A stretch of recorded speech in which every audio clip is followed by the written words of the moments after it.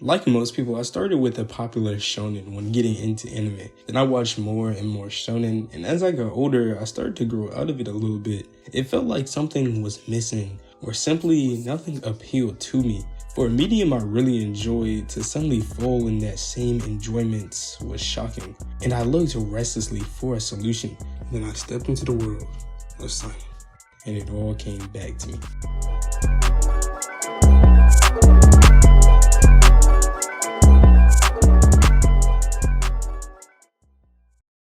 My name is Shami Rock, and today I'll be discussing the topic of Shonen versus Seinen, a topic that I don't think is actually talked about much, but I thought this would be a fun video to make as I appreciate and analyze both genres a little bit. If you like these videos where I discuss anime and sometimes video games, I guess, please consider subscribing and liking the video.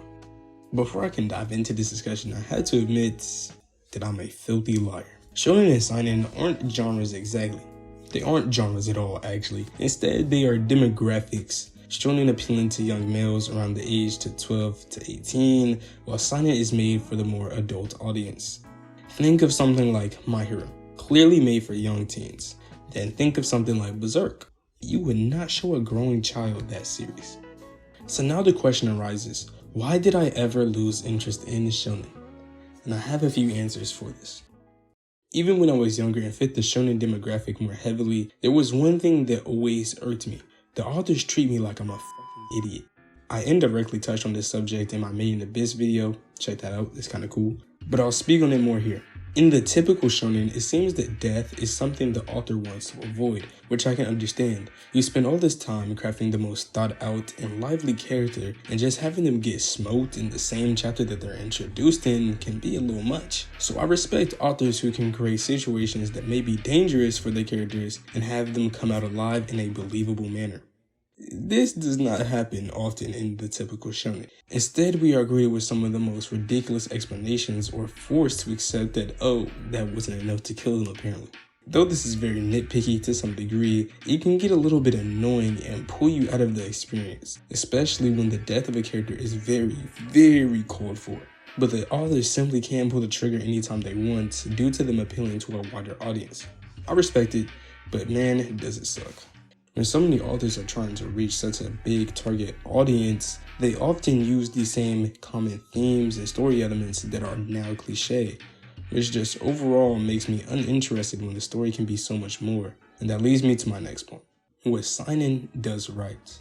Like I mentioned, Seinen is made for more mature audiences, which means it has the advantage of telling a story without having to hold back on its punches. This can be a good or a bad thing. I'm sure there are many manga that are extremely disturbing just for the fact that they can be, but I'm going to focus on the positive here. When there's nothing stopping the author from creating their vision, the story feels more personal. Feels like I'm getting the story and the story only. I don't have to worry about the mangaka writing in a way that makes me feel disrespected as a reader. They respect the fact that I'm no longer a toddler and have a functioning brain that can process what they're writing. As a result, I've witnessed so many manga that have storytelling like no other. There are amazing stories of any type. While with shonen, I feel like someone could group up the plots of the most mainstream anime and manga into the same category. But with seinen, I could name some of the most popular and the main plots could heavily vary. For example, look at Vagabond and Vinland Saga, two very extremely popular seinen manga that also have extremely different plots. Vagabond being about becoming the greatest swordsman in Japan, while Vinland Saga is initially about getting revenge. Well, if I were to look at series like Naruto and One Piece, both series share a somewhat common goal. Though vastly different, you're getting yourself into a long journey about someone reaching a certain status, but I digress.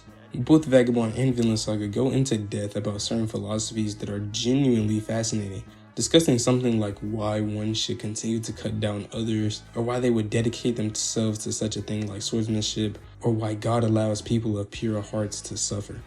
Subjects like these seem unfathomable in the typical shonen, and I appreciate Seinen for having such diverse and thought-provoking material, but once again, I'm a liar, because nowadays, shonen can provide both diverse and thought-provoking material. When you realize that shonen is a demographic and not a genre, it becomes obvious that there are some blurred lines. Series like Attack on Titan and Chainsaw Man are only shonen in name because they both showcase stories that aren't exactly appropriate for everyone.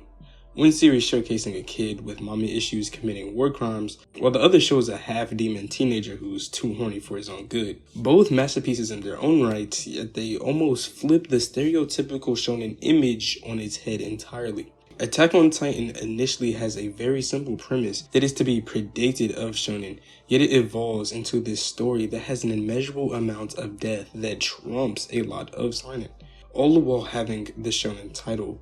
While Chainsaw Man seems more like the average shonen all throughout, with a playful main character with a unique ability, yet we soon realize that we are watching an ambitionless. Yet we soon realize that we are watching an ambitionless child just trying to survive in a dark and cruel world. His only desire being to live a good life for the sake of a friend, which includes him succumbing to his primal desires a lot, but it does also explore a lot of unforeseen topics in a very poetic and interesting way. But along the way on both of these unusual journeys, we do get to see a variety in storytelling, and we do get to see material that challenges our thoughts, morals, and beliefs. Things like how to fix a stained world, how the natures we're born with shape us, what it means to appreciate others, how revenge will only lead to the corruption of our mental and physical bodies, how to deal with the pain that feels unbearable, and much more. These works of art are exactly that, art. To look past such well-made works or to look down upon them just because they are quote-unquote targeted towards the youth is childish in itself. The demographics should not determine a story's worth. It should be the story itself. Thus, both shonen and seinen are great, and there should never really be an argument about which is better, since it's preference most of the time anyway.